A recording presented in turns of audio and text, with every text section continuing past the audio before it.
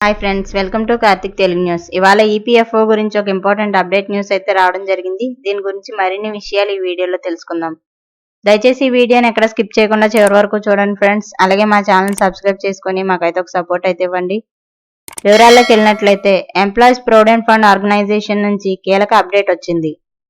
ప్రస్తుత ఆర్థిక సంవత్సరం అంటే 2024-25కు గాను పీఎఫ్ డిపాజిట్లపై వడ్డీ రేటును ప్రస్తుతం ఉన్న 8.25%గానే ఉంచాలని నిర్ణయించినట్లు విశ్వసనీయ వర్గాల ద్వారా తెలిసింది. 2022-23లో 8.15%గా ఉన్న వడ్డీ రేటును 2023-24 ఆర్థిక సంవత్సరంలో 10 బేసిక్ పాయింట్ల మేర పెంచి 8.25%కి చేర్చిన సంగతి తెలిసిందే. ఇప్పుడు మాత్రం యథాతథంగానే ఉంచనుంది.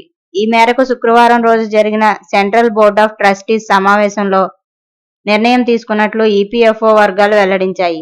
అంటే గత ఆర్థిక సంవత్సరం వడ్డీ రేట్లనే ఇప్పుడు కూడా కొనసాగించనున్నారన్నమాట. అయితే ఇదే ఫైనల్ కాదు. అలాగని ఇందులో మార్పులు ఉండేందుకు కూడా పెద్దగా ఛాన్సులు లేవని చెప్పొచ్చు. ఇప్పుడు సిబిటి నిర్ణయాన్ని కేంద్ర ఆర్థిక శాఖకు పంపనున్నారు. అప్పుడు ప్రభుత్వం నుంచి ఆమోదం లభించాల్సి ఉంటుంది.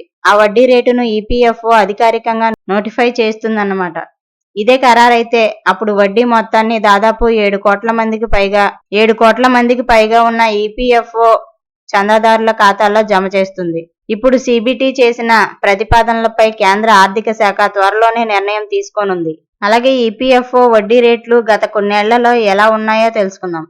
2021-22 ఆర్థిక సంవత్సరానికి గాను ఈపీఎఫ్ వడ్డీ రేటును 8.10%కి తగ్గించారు. 1977-78 తర్వాత వడ్డీ రేటు ఇంత తక్కువగా ఉండడం ఇదే తొలిసారి. దీని తర్వాత 2022-23, 2023-24లో వరుసగా 8.15%, 8.25%కి చేర్చింది. సో ఫ్రెండ్స్, ఇది update news. Thank you friends. Thanks for watching this video.